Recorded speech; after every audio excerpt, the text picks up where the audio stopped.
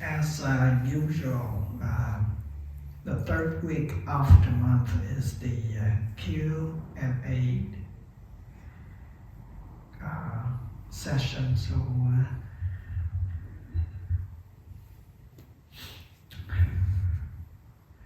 but first, let me share a little bit about this morning in Mankind. And we have quite a bit of a conversation about enlightenment and attachment.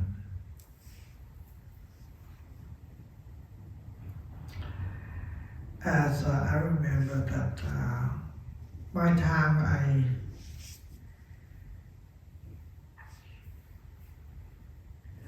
I went to a lot of places, as well as if I hear a master coming around my area, then I try to come and have an interview with him about enlightenment.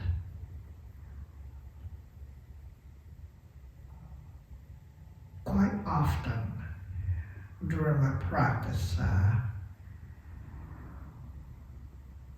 there were a lot of mistakes, a lot of that.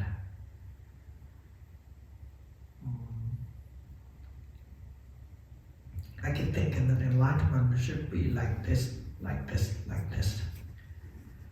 And it was exactly the same situation the man this morning that question about it.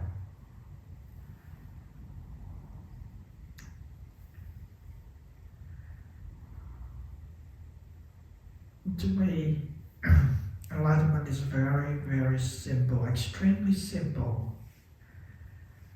That you rediscover, remember, rediscover the intrinsic nature within yourself, and that's it. That's it. What is the intrinsic nature? Very simple, very simple. The awareness, the knowing.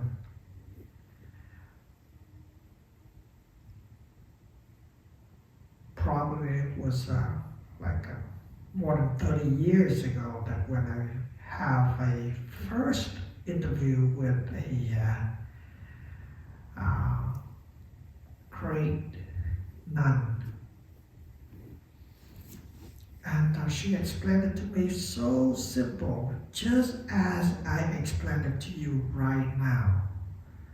But I didn't understand. And it took me quite a few years in order to know that that simplicity, that knowing is the enlightenment. That's it. That's it. And then you go back to the process of purifying the mind. I'm using two terms, the mind and the consciousness. They can join together. The consciousness is the knowing, and the mind is the activity of which arise from the consciousness.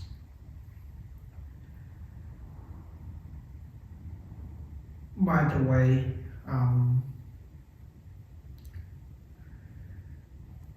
I went to the forest to study meditation, so they have a popular technique of meditation there that we call 4 foundations of mindfulness. First one is the body, the second one is the sensation, the third one is the mind, and the fourth one is the Dharma. Here, I bypass the first 2 steps, go directly to the mind, we can explore. And if we can see enough the activity, the agitation, the movement of the mind, then you go back in turn, you will recognize that the awareness, the knowing, the consciousness is right there. And if you realize that, that is enlightenment. This morning the main question about God, about the enlightenment, what state of mind is there after the enlightened? There's no such thing as a state of mind. He thought that something that transcends, something that's mysterious, something that's out of this world, that once that you get enlightened, you get enlightened. No, it's not. It's just right where who you are, right where you're sitting right now. But with a different attitude, you become non-attached. That's it, you become non-attached. And that non-attached leads you to be happy. Of course that we have a lot more than that, but so far I rather that saying that this conversation was very productive, and by that I would like to say a little bit about enlightenment. Going back to the Q&A session, so please, if you have a question, please share with us so we can learn. So awareness is present here, but non-attachment to what, like senses, like sensory data, or I needed a clarification how to be non-attached to. Thank you. Everything you see here, everything you see, you hear, you smell, you taste, you touch, that is the sensory data. And is known by the consciousness. That's it.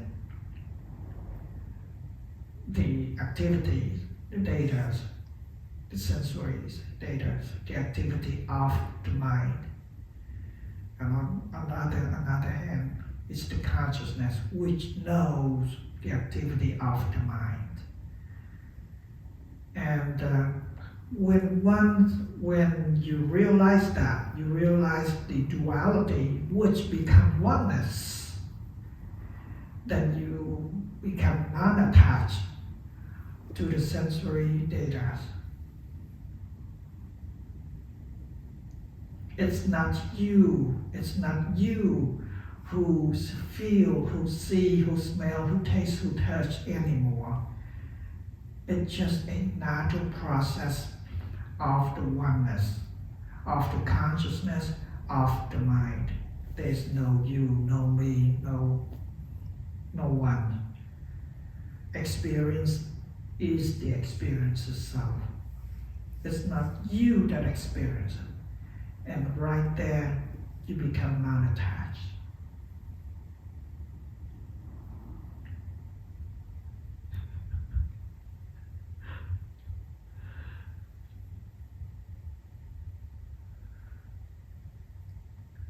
I had experience in Vipassana meditation, the last few days of that 9 days of silence and 10 days of meditation.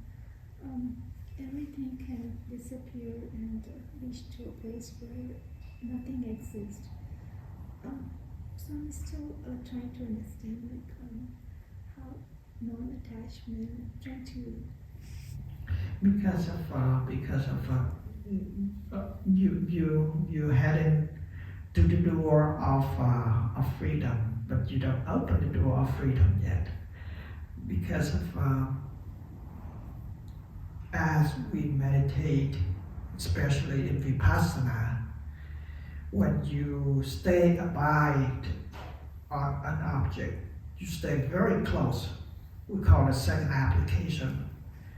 You stay so close that nothing else that can interfere with the process of the object and the subject.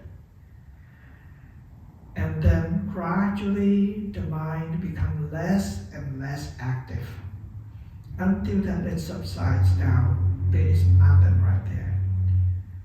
Just like that, I can use the analogy of the two thoughts. Between two thoughts, there is a space, an empty space. But we don't recognize that empty space as consciousness. We don't recognize it. One reason is that lately that I dabble myself into recording. So when we record something like a voice, so it appears like a waveform on the screen. And then you probe into that waveform. You enlarge the waveform until it becomes single lines, single drawn lines. And you stretch it out more and more until that you see that, that single line is not like straight like this. It's jagged. Even though it's a single line, but it's jagged. Same thing with the mind. The mind is working in that way. It's not completely stopped in order for us to recognize the consciousness.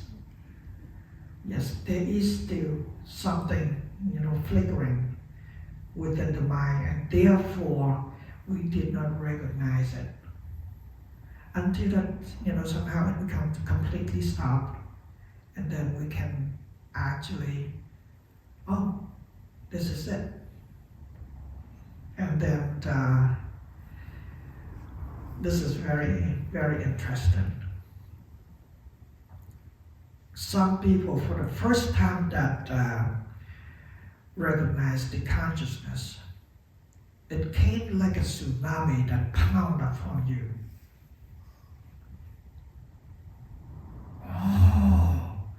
And then they cried, they laughed, they made something crazy out of themselves. Some other, that's it. So it's the level of enlightenment is so different, but they all recognize that there is something other than the normal mind, which we are functioning every day. We're using it every day, and we get used to it so much that we thought that, this is I, this is mine, this is me. Thank you.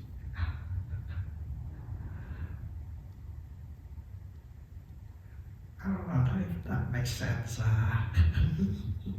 Words of a new perspective that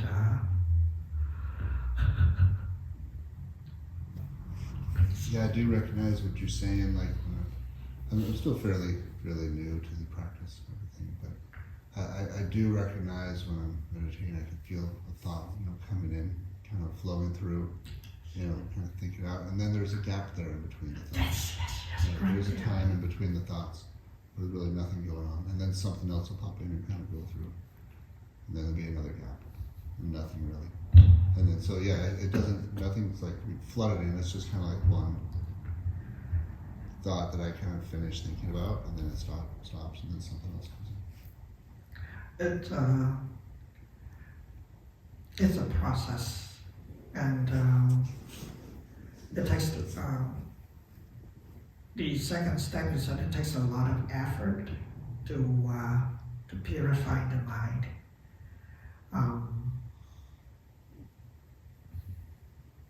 Until that you can stress it, you can stress the formation of the mind into a fine, really fine line.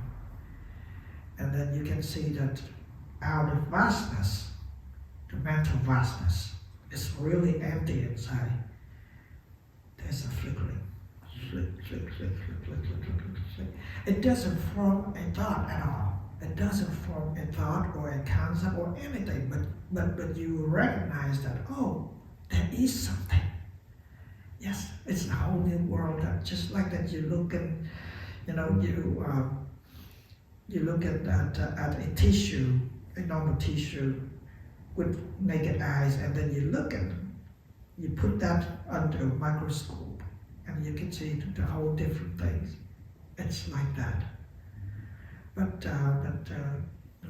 you're headed in the right direction, which is you probe into the nature of the mind, and you can see that, oh, sometimes or there is a gap between thoughts. So this is great. Yes. Yes, as you said, Vipassana. I was in Vipassana like 2-3 years ago, and today here also I think the vibe, because over there it was in Nepal, and we used to walk outside and those things all day, silent, and you get some break. At that time you feel you walk very slow and you feel some kind of energy. That's what I feel here. Maybe I missed that, that's why I feel, I don't know. One question I want to ask you is, what is consciousness? Is it when you are in meditation, if you feel you are in meditation, like I know only Vipassana, and they say only focus on your breath. So if you are focusing on the breath, focus, is that consciousness? And the second question is my experience, because you have a lot of experience. So in Vipassana, we have to stay like this, like this all day, and it is to pain here, a lot of pain. And I asked the Guru, why I have a lot of pain? And he told me that focus there, focus, keep on focusing.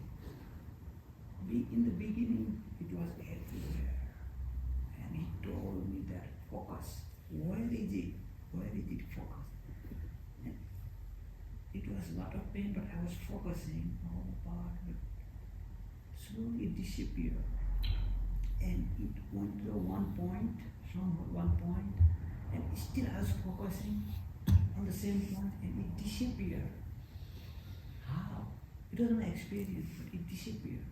From next day, no pain, because if I got the pain, then I focus the same thing, and it narrowed down, and it gone. How? I feel it, but I don't know why. Well, first of all, I have to congratulate you that you put a question exactly that I just explained it earlier.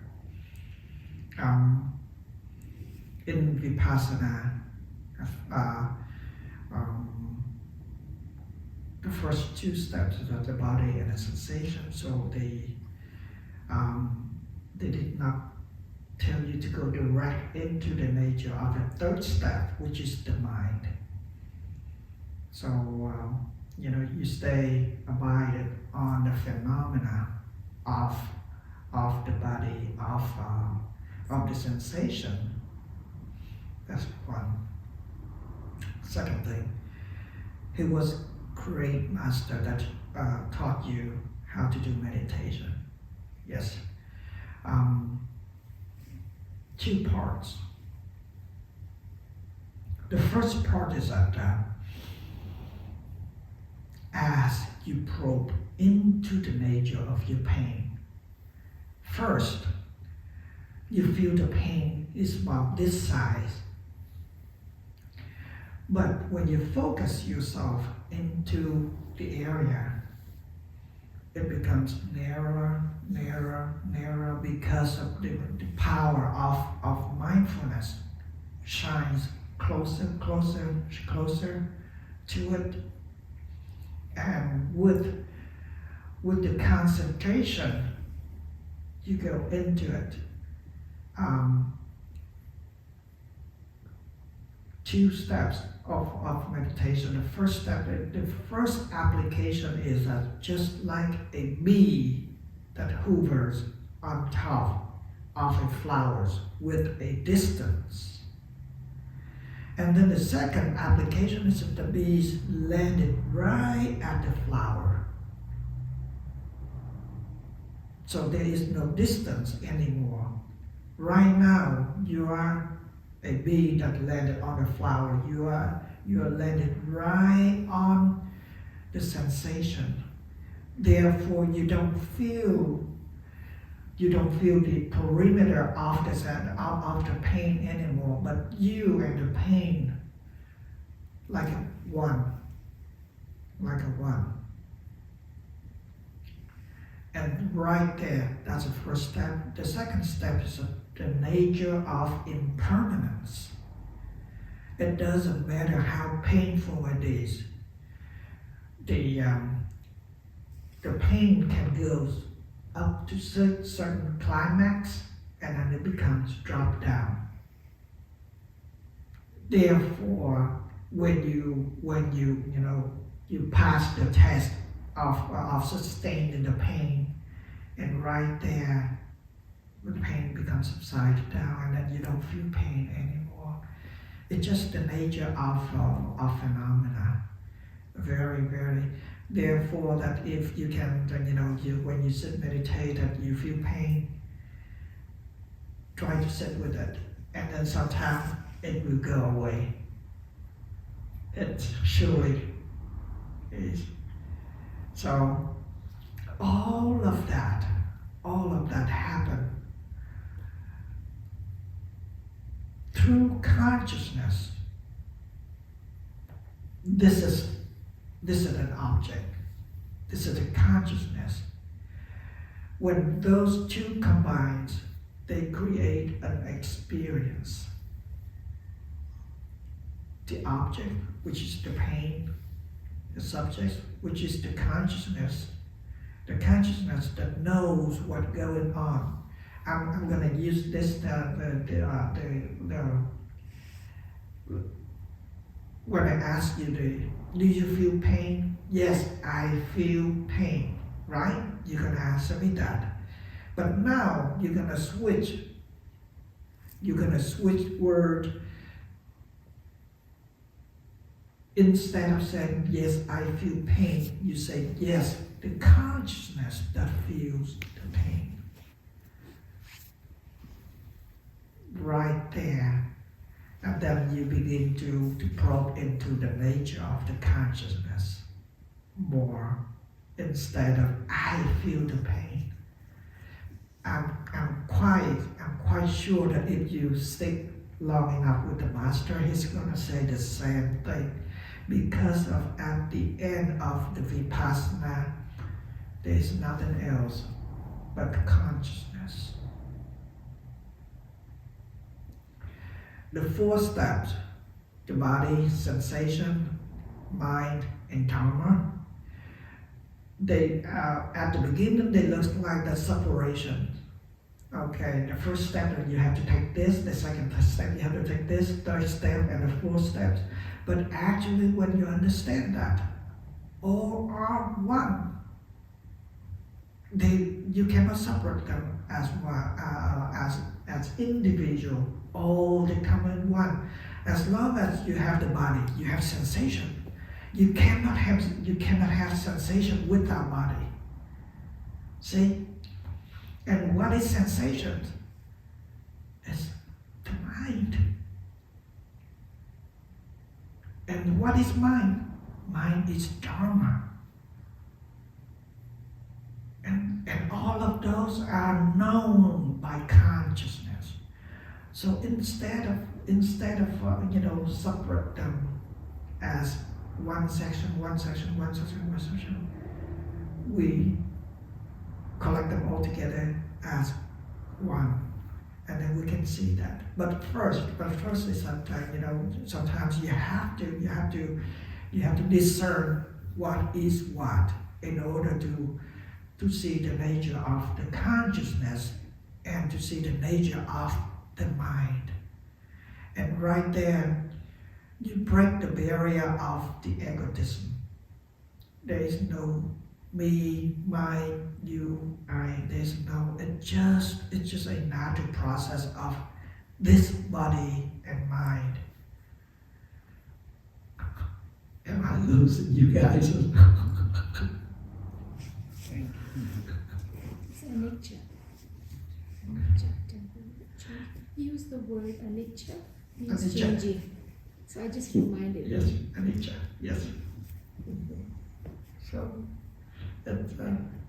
everything is if we take it out from Theravada perspective, it's all anicca, It's anicca, anicca. anicca, anicca. Yes. Marcus.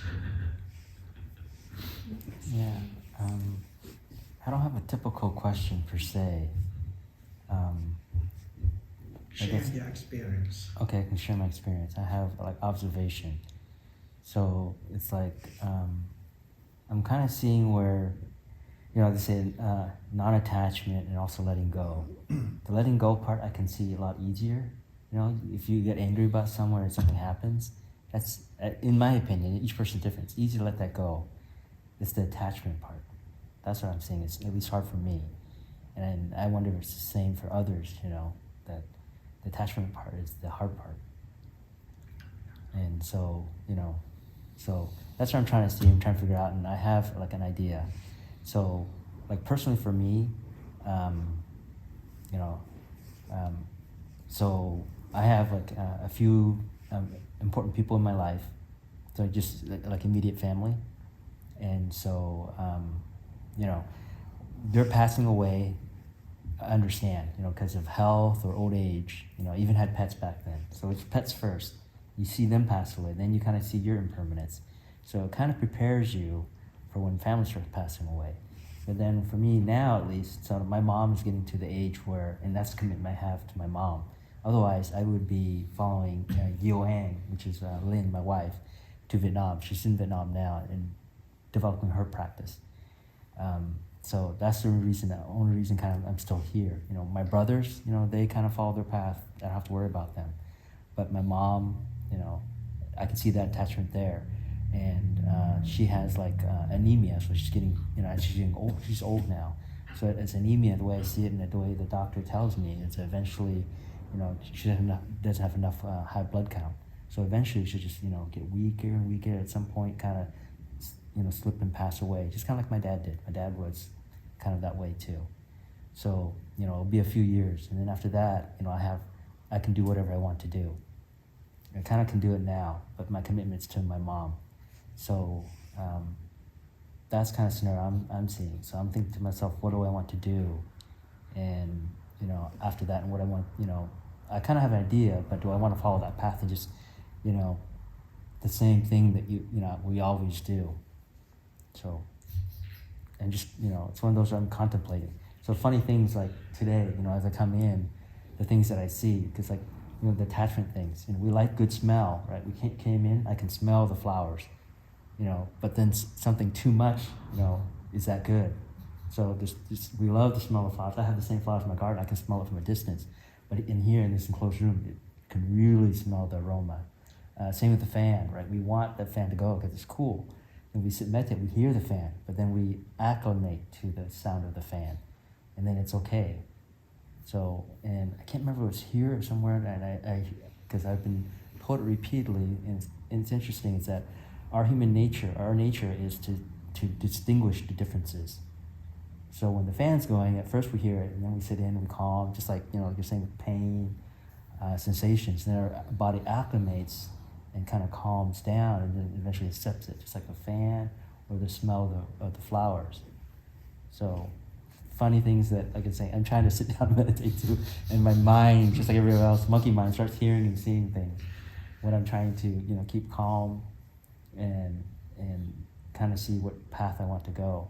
And it's one of those where I think, like a lot of people, like any master would tell me, it's like, don't worry about it, you will find your path. So I just sit here and now, instead of worry about the future and think about the past, it's just sit and meditate. So. Yes, this signifies the question of non-attached.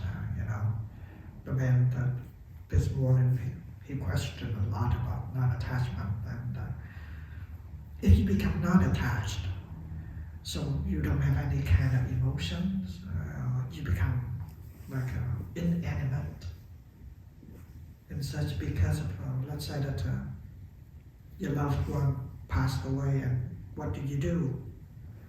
You cry, or you become non-emotional upon the event. The thing is that there's nothing wrong. There is nothing, absolutely nothing's wrong with if loved one passed away, and then you cry, you whine, you do all kind of crazy thing. There's a story. The story recounted by Larry Rosenberg. He came to Korea, study meditation, and asked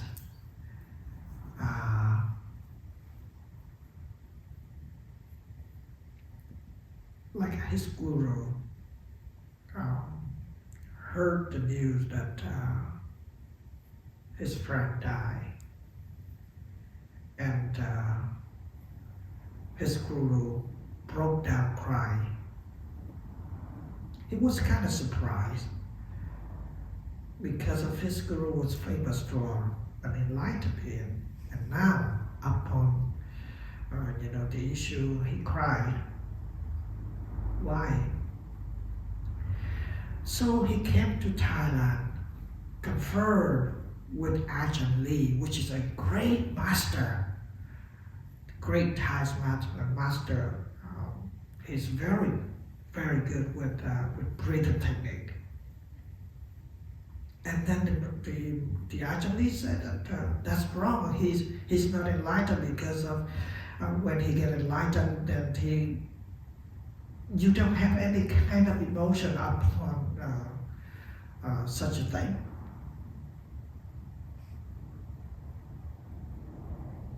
And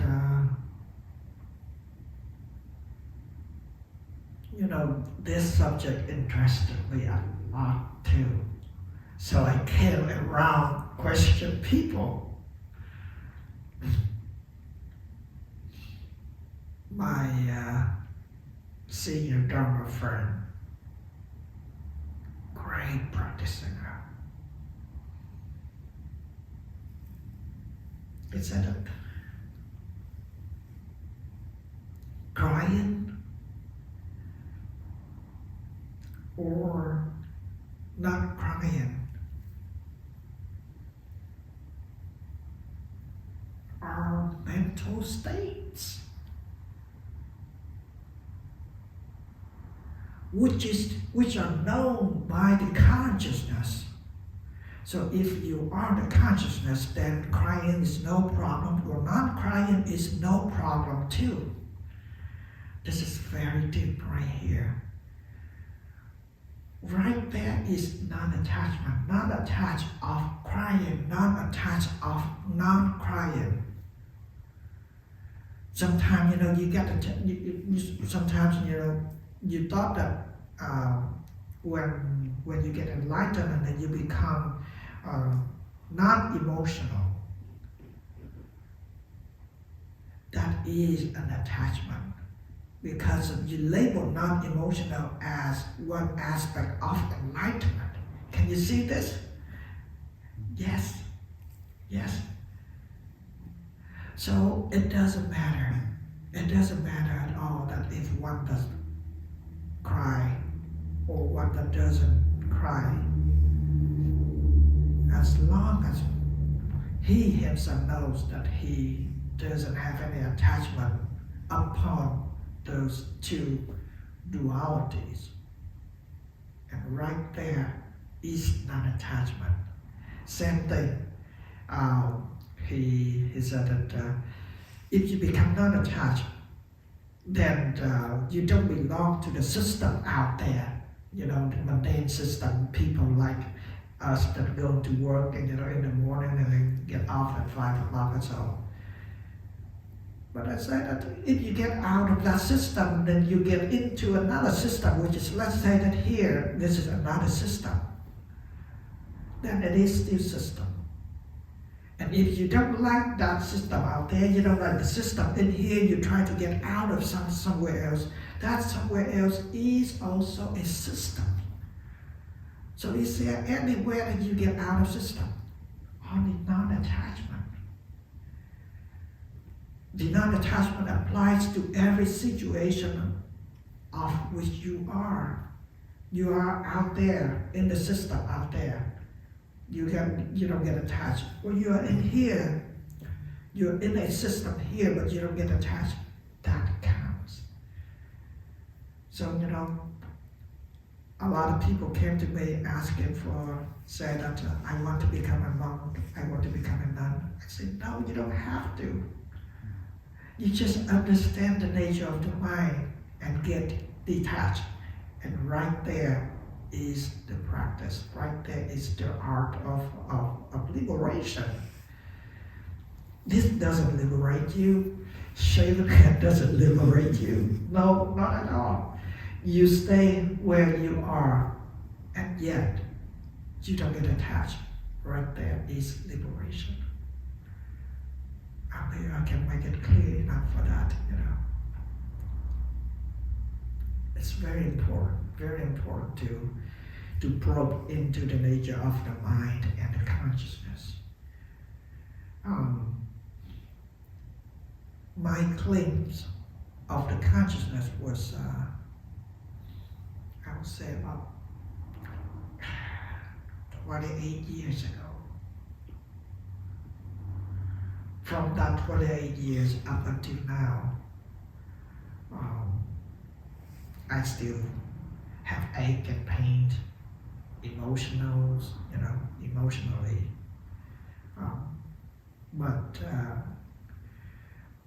But I'm headed on the plus side. So yes, because of I can feel that I let go a bit easier instead of holding so long. I let it go quicker, and that's the result.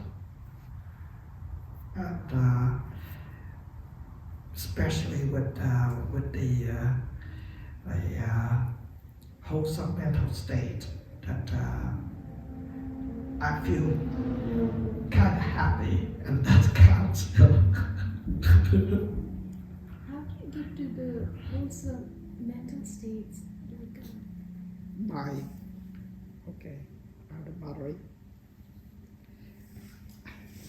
By being aware all the time.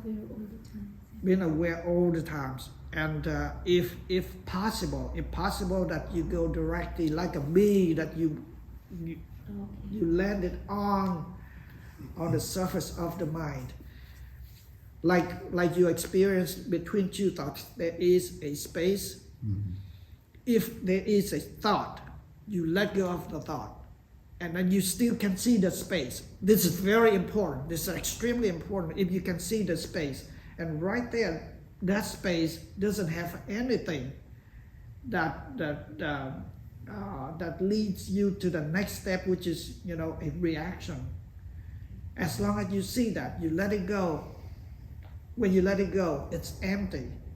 When it's empty, there's no reaction. Extremely important. I cannot emphasize enough of that. I've been thinking a lot lately about like how a lot of my suffering and frustration come from having too high expectations and not having patience. But now hearing more about attachment, I guess you add attachment to that, right? I mean, attachment is really what gives me, what will drive that. Having an attachment would then cause me to have expectations. And if I let go of the attachment, I can let go of the expectations and let go of, have more patience. You are one step below the mental factors. You can see the expectation, which is great. You can see that, which is great. That because of lots of people that miss that expectation. All the mental emotions like angers or fear, such a thing. You feel that. You can feel that right away. But in order to feel the expectation, it has to be more keen in observation. In order to see that everything comes out from expectation. If you don't have expectation, then there cannot arise of the mental state. They cannot fear or anger. They don't arise if you don't have expectation. It's very clear. It's very clear on that one.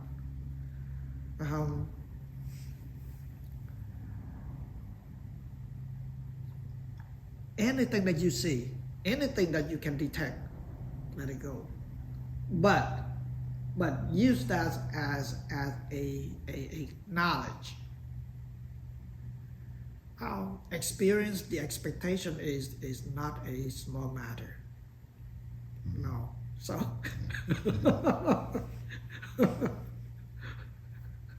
So sadness, I heard, was a department of mind, sadness. yes, of course. And crying is, I was once doing a good job to the point where I observed my crying or sadness. And when I started observing what's happening, where this water going, and the water stopped, the crying stopped, and I started laughing. So I thought it was... Because of at this level that we still can we discern as wholesome and unwholesome. Therefore, you say that sadness is bad, but sadness is part of happiness. The opposite of sadness is happy. Yeah. So anicca. And if you can treat sadness and happiness as a mental state, then everything will be okay. People, when they're happy, when they're happy, they forget that this is the mental state. Completely, it's normal. It's normal. But if we probe into the practice, we have to recognize that happy is a mental state and sadness is a mental state. Both are emotions, right? Yes. And right there, you earn your freedom. We have an inclination of attached to a pleasant feeling, and then the unpleasant feeling we have in nature to reject, to push it away, and condemn it. So it's both, but actually they are mental states. But when they move over like a cloud, sticks onto the clouds. This sky is beautiful. Yes, they're all mental states. When we see that they're all mental states, then we free ourselves from attachment to it, and we don't label sadness as unwholesome. We just consider sadness as As it another phenomena of the mind, another phenomena of the nature. And then we consider that happiness is another phenomena of the nature. Yeah. And right there we earn our freedom. Everything that arises in your mind, it's dharma, it's anicca, it's condition, it's because of expectation. Therefore it's arising. And the expectation is, if we go deeper, one more level deeper, is that because of the mental conditioning.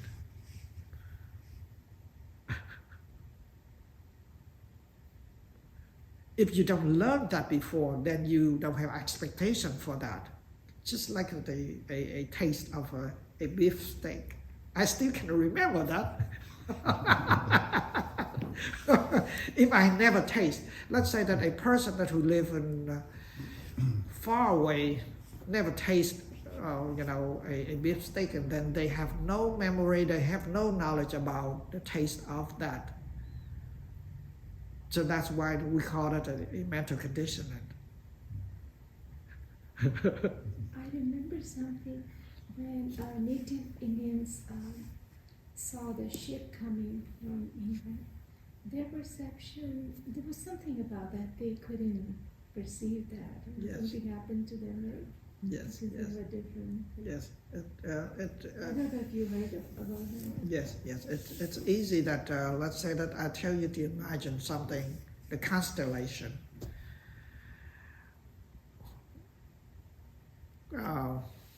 What is constellation?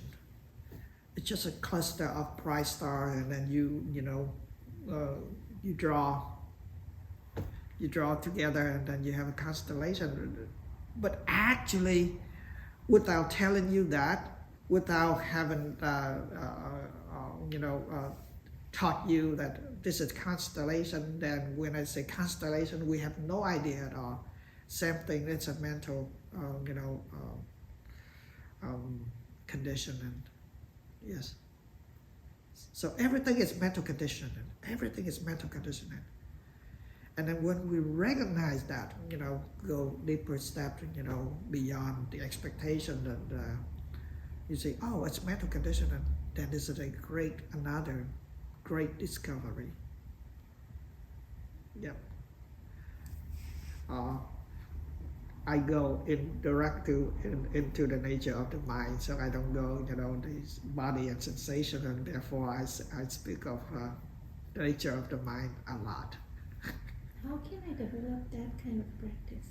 Oh, just observe internally.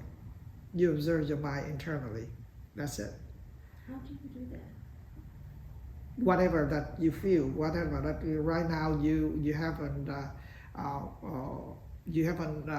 aspiration for knowing that you have an eager to know how to do that, and then you can feel that eagerness right now.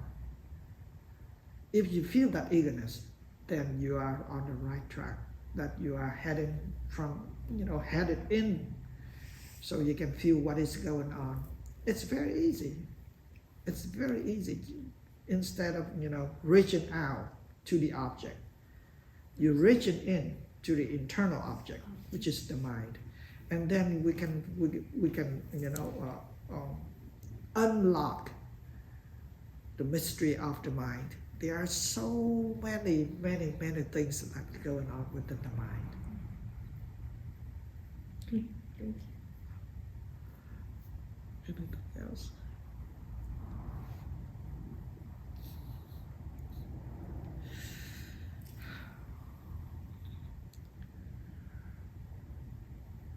May you discover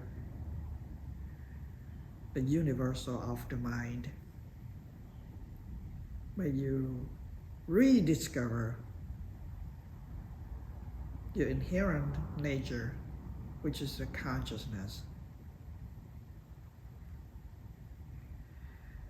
And the combination of the mind and consciousness,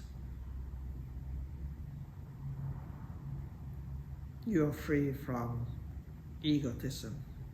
You are free from your own self. And right there, this is where that we need to be. Thank you.